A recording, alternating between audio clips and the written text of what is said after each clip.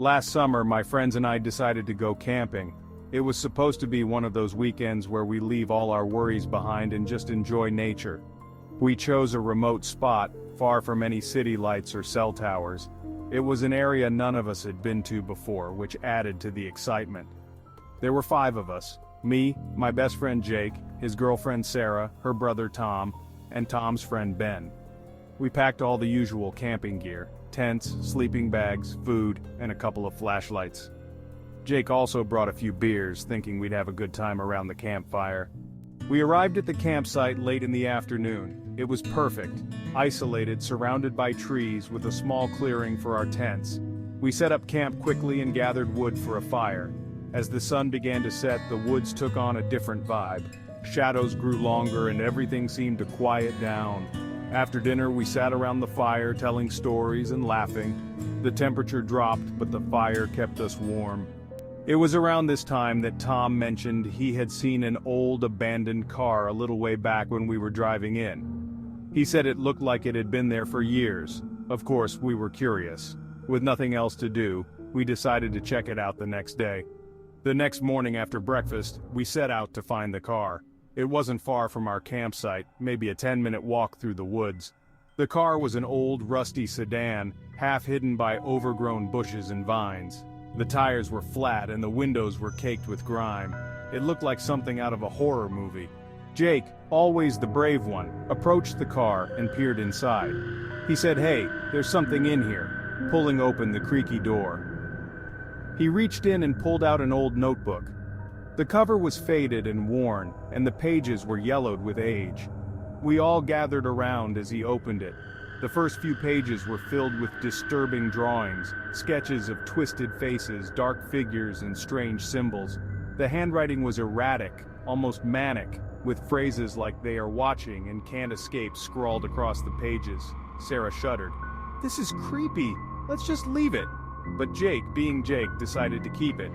He said it would be a cool souvenir, something to remember the trip by. We all reluctantly agreed and headed back to camp. That night, the atmosphere was different. The forest seemed darker, the sounds of the night louder and more unnerving. We tried to shake off the unease by playing games and talking, but the notebook was always in the back of our minds. Around midnight, we heard it. The sound of footsteps crunching on the forest floor. They seemed to be circling our camp just beyond the firelight.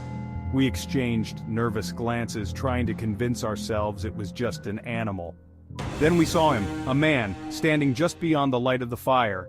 He was tall, wearing a dark coat and a wide-brimmed hat. His face was in shadow, but we could feel his eyes on us. We froze, too scared to move or speak.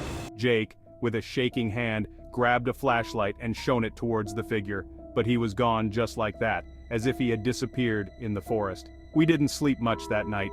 Every rustle, every snap of a twig made us jump. We kept the fire going and huddled together, trying to keep our fear at bay. At first light, we packed up and left. None of us wanted to stay another night in that place.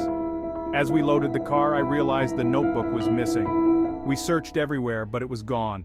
The ride home was silent. We all knew something strange had happened, but none of us wanted to talk about it. Over the next few weeks, I couldn't shake the feeling of being watched. I'd see shadows moving in the corner of my eye, hear footsteps behind me when I walked alone. One night I woke up to find the notebook on my desk. I was sure I had left it in the car. But there it was, open to a new page. The handwriting was different, neater, almost elegant. It said, "You brought it back." I threw the notebook away the next morning, but the feeling of being watched never left. To this day, I can't explain what happened that summer. It's something that will haunt me for the rest of my life. This happened last summer. I was working at this fancy beach resort, the kind where rich families come to unwind, kids running around with their expensive toys, and the adults sipping cocktails by the pool. I was one of the night shift staff, mainly handling security and making sure everything was in order after dark. It was an easy job for the most part. I just walked around, checked on things, and occasionally dealt with drunk guests. But one night things got really weird. It was a hot, sticky night in July, the kind where the air feels thick and the ocean breeze barely makes a difference. Around 2 a.m., I noticed something strange. One of the guests, a man in his late 30s, was sneaking out of his bungalow. He was staying with his family, a wife and 2 kids, but they were all asleep. I'd seen them around during the day, playing on the beach and having dinner in the restaurant. They seemed like a nice, normal family, but seeing him sneaking out like that, something didn't sit right with me. He reached the beach and kept walking, heading towards the old shed at the far end. The shed was supposed to be locked up and unused, but it looked like he had a key. He unlocked the door, slipped inside, and closed it behind him. The man was digging. There was a trap door in the floor, and he was pulling up a suitcase from beneath it. I watched as he opened it up, revealing bundles of cash, fake passports, a gun, and a burner phone. My mind raced. Who was this guy? What was he doing with all this stuff? I knew I had to act fast. I pulled out my phone and snapped a few pictures, then quietly backed away from the shed. Once I was a safe distance away, I called the authorities. I explained the situation, told them what I'd seen, and sent them the photos. They assured me they were on their way and told me to stay put. I kept an eye on the shed, waiting for the police to arrive. The man was still inside, sorting through the contents of the suitcase. After what felt like an eternity, I saw the blue and red lights flashing in the distance. The police arrived quietly, surrounding the shed without making a sound. They burst in, catching the man completely off guard. He tried to run, but there was nowhere to go. They tackled him to the ground, handcuffing him and dragging him out of the shed. I stayed back, watching the whole thing unfold. The next morning, the resort was buzzing with rumors. Word had spread quickly about the arrest, but nobody knew the full story. The family the man was with packed up and left in a hurry. They seemed shocked and confused, like they had no idea what was going on. Later, I found out the man was a fugitive wanted for a series of armed robberies. He'd been on the run for months, hiding out with his family and moving from place to place. The shed was one of his hiding spots, a place where he'd stashed his loot and supplies. The whole thing left me shaken. I couldn't believe I'd been so close to someone so dangerous, and that I'd played a part in his capture.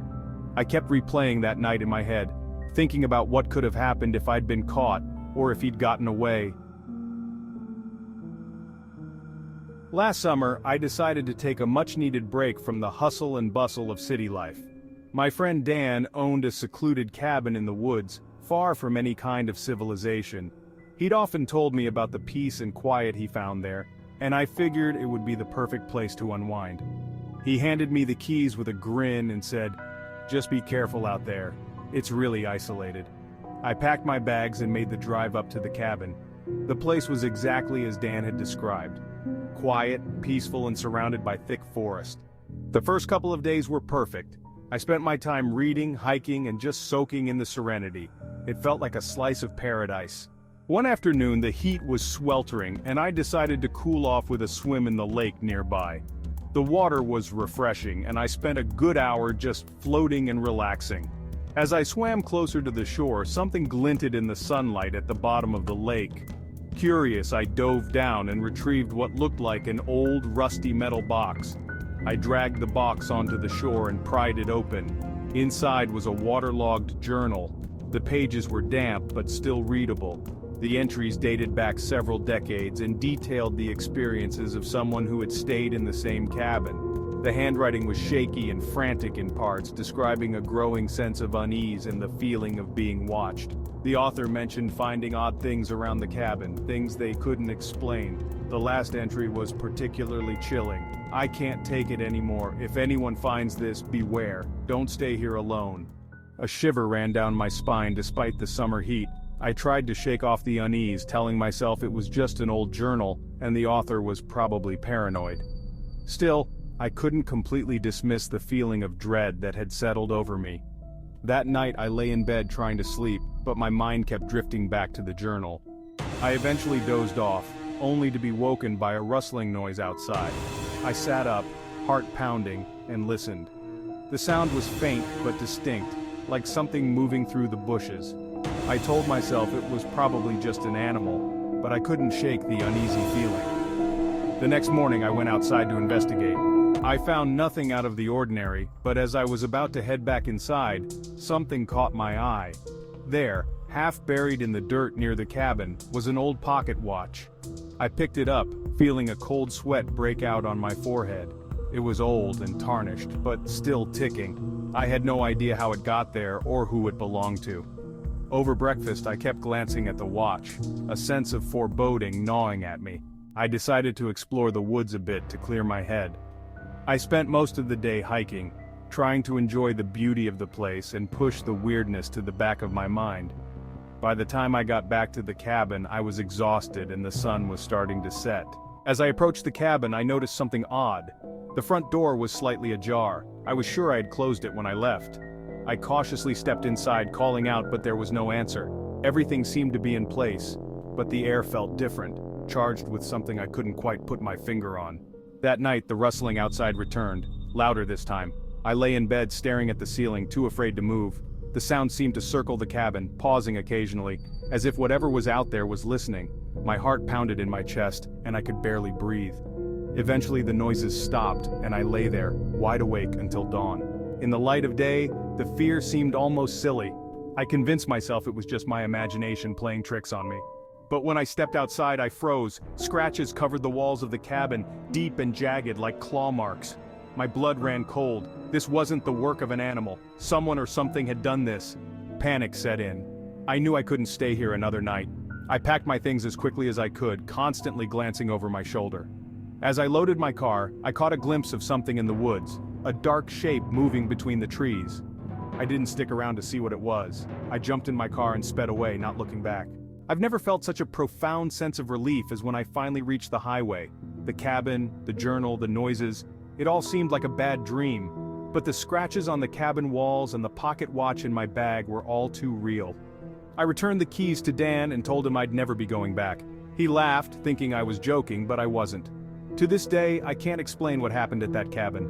I've tried to rationalize it, but the fear I felt was too real to ignore. I don't know who wrote that journal or what they experienced, but I believe them now.